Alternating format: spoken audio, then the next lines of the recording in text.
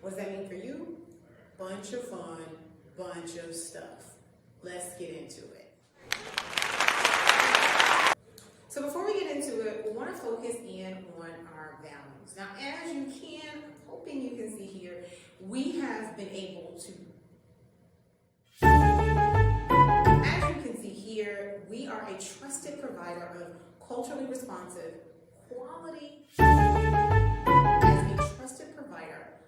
quality, culturally responsive literacy development, programming, instruction, and ongoing support. We value the learner, not just the learner as a child, but as a whole child.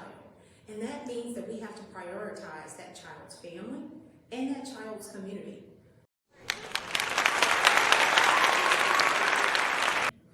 So over the years, we've been fortunate to do some incredible things. We've reached more than 6,000 learners and support them on their Imagireading journey.